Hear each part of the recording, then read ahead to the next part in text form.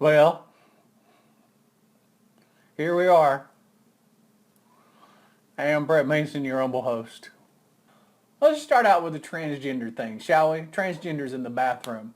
You would think from reading on Facebook and what's been going on the news, I watched this news thing earlier today, you would think the Russians were invading with nuclear weapons, like the end of the world is at hand. As a matter of fact, I saw one person make a post on Facebook that this was the sign of the end times. That transgenders were going to be picking what bathroom they used.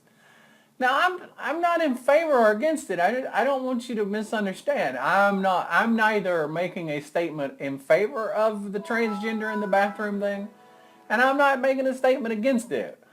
What I am talking about is people have lost their freaking minds, man. People have gone crazy.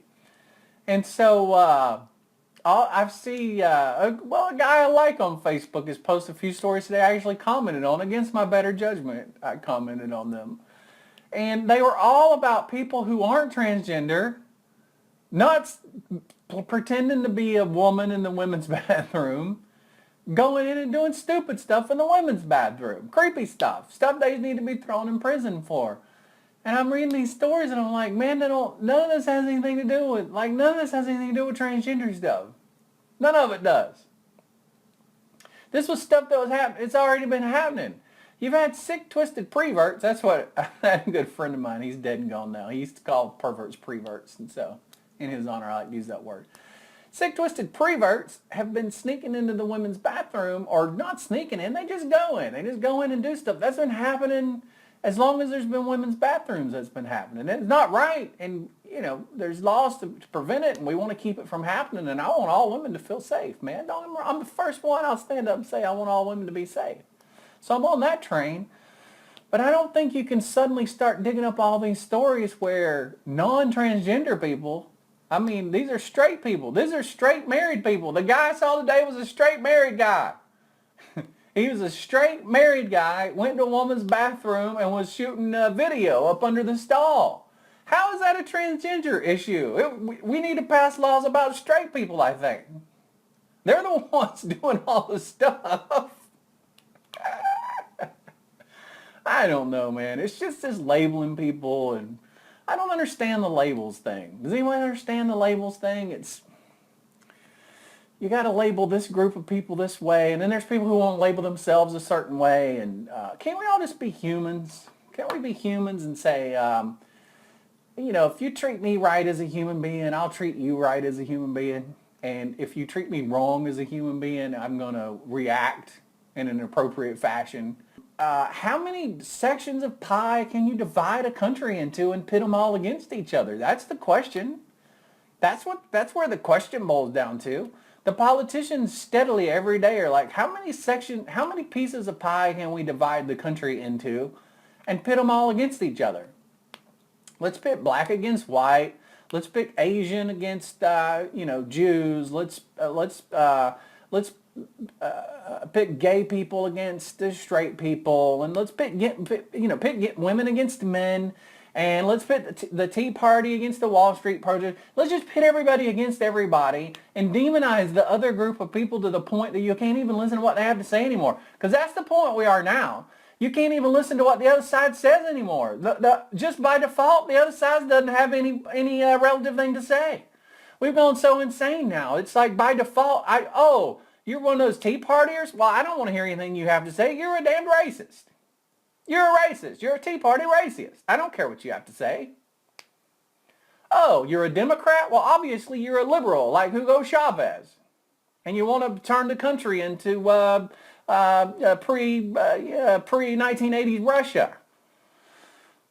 And maybe that's not what the other person means at all. Look, every time I talk about something like this, I always include myself in it as the first one. I'm the guiltiest. As a matter of fact, I'm a member of a political forum on Facebook, or a political group on Facebook, and it's a closed private group.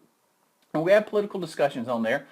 I became so enraged in some of my comments on there last week, I had to go on there and apologize and tell them I won't be posting for a while anymore because Obamacare, let me preach to you for just a second. Obamacare has nearly financially ruined me. Obamacare has nearly ruined me personally. My health care, The cost of me getting health care and my taxes, Obamacare has nearly ruined me. And so you know how hard it is for me to listen to people who tout the great things that have come about as a result of Obamacare, when I'm at the point every day where I debate, should I even have health coverage anymore because it's so expensive? You know, I'm having to spend $10, $12, $14,000 a year if I never even go to a doctor now. That is if I don't even step foot in the doctor's door now. I have to pay that. Come on, man. And then these politicians want to talk about how they care about you. They don't give a damn about you. I don't care if they're a Republican. I don't care if they're a Democrat. I don't care if they're independent. None of them give a crap about you. All they care about is more power, getting more money, and having more power, and getting more money, and having more power. That's all they care about. How do I know this? Because they don't listen to anything that people say. They don't listen to anything that the people say. If a politician really cared about you, something you say would matter to them. Something that we said would matter. Remember way back when they were doing the bailouts? How many of you were old enough to remember that in the bailouts in, what was that, 08 or something? Right before Obama was elected, George Bush stands up in front of everybody and goes, oh, we got to bail people out to the tunes of hundreds of billions of dollars. The people called their senators and called their congressmen in droves. I remember senators and congressmen coming out and doing press conferences and going, the calls coming into our office are 80% opposed to this and only 20% of people support it. 80% of people were going, don't do it. Don't take our money. You can't take our money. You can't bail people out. Their businesses. Don't lay that on the back of the taxpayers.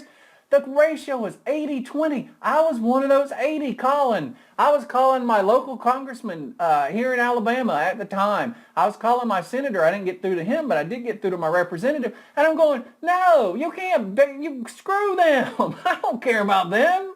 I don't care if their business closes. That was their problem. They ran a stupid business.